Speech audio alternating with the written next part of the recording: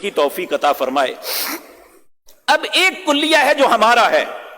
ہماری اکنامکس کی جتنی بکس ہیں، ہمارے جتنے کالجز یونیورسٹیاں ہیں، جو ہمیں سکھاتی یہ ہے کہ تم یہ نہ دیکھو کہ کس کو کیا ہے، یہ دیکھو کہ تمہارا مفاد کس میں ہے، اپنے مفاد کے لیے لڑو مرو، کچھ بھی ہو جائے، کسی کا کچھ رہے یا نہ رہے، تمہیں ہر صورت اپنے مفاد کا تحفظ کرنا ہے، اپنے گھر میں سب کچھ لانا ہے۔ یہ سوچ دیتے ہیں ہمارا اکنامکس کا، دنیا کا نظام۔ اللہ فرماتے ہیں وَمَا آتَيْتُم مِّن رِّبًا لِّيَرْبُوَ فِي أَمْوَالِ النَّاسِ، جو لوگ اپنا مال اس لیے دیتے ہیں کہ اس کے بدلے منافع میں سود ملے، جس طرح آج یہ بہت سی کمپنیاں کام کرتے ہوئے لوگوں کو اقساط پہ چیزیں دیتی ہیں، بظاہر یہ لوگوں کی خیر خواہی کی بات کرتے ہیں،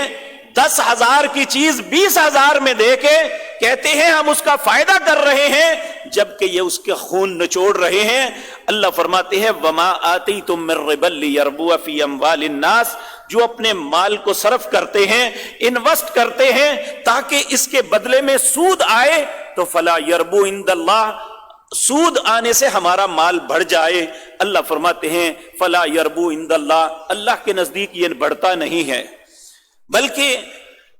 یہ کم ہوتا ہے۔ اللہ فرماتے ہیں وَمَا آتَيْتُم مِّن زَكَاةٍ، جو تم غرباء، مساکین اور اپنے رشتہ داروں کو اور پسے ہوئے طبقات کو اپنے مال میں سے دے دیتے ہو، تُرِيدُونَ وَجْهَ اللَّهِ، یہ صرف اس لیے دیتے ہو کہ ہمارا رب راضی ہو جائے، تو اللہ فرماتے ہیں فَأُولَئِكَ هُمُ الْمُضْعَفُونَ، یہ وہ لوگ ہیں جن کا مال بڑھتا ہے۔ کس طرح بڑھتا ہے؟ اس کی مثال سورۃ بقرہ میں فرمائی۔ اللہ رب العزت فرماتے ہیں مثل الذین ينفقون اموالهم فی سبیل اللہ،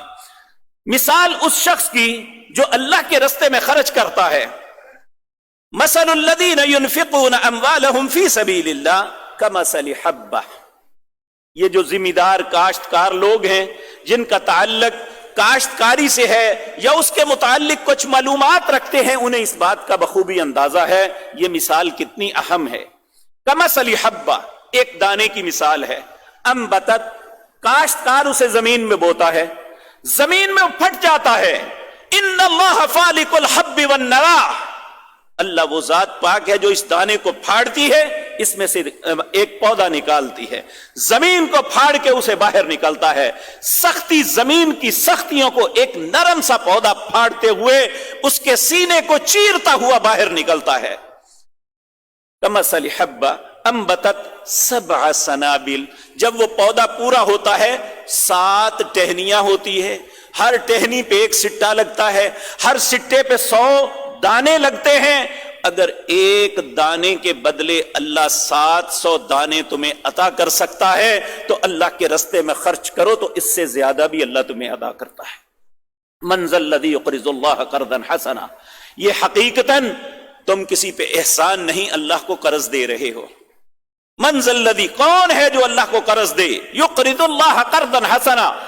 قرض حسنا، قرض حسنا وہ ہوتا ہے جس میں کوئی مفاد وابستہ نہ ہو،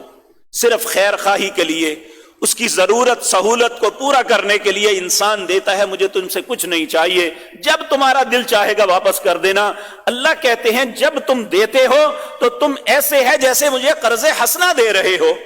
لیکن تمہارا رب اسے بڑھا کے واپس کرے گا۔ من ذا الذی یقرض اللہ قرضا حسنا فیضاعفہ، اللہ اسے بہت زیادہ بڑھا کے تمہیں واپس لوٹائے گا۔ بعض روایات میں آتا ہے کہ اللہ ایک کے بدلے انسان کو 70 گنا عطا کرے گا۔ تو میرے بھائیوں، اسلام کا یہ تیسرا اصول، اسلام کی بنیاد، مالیاتی نظام کے اندر زکوٰۃ ایک اہم فریضہ ہے۔ یہ بات یاد رکھیں کہ پہلی شریعتوں کے اندر بھی ہر نبی نے اپنی امتوں کو یہ بات کہی، جس طرح کہ سورۃ انبیاء کے اندر آتا ہے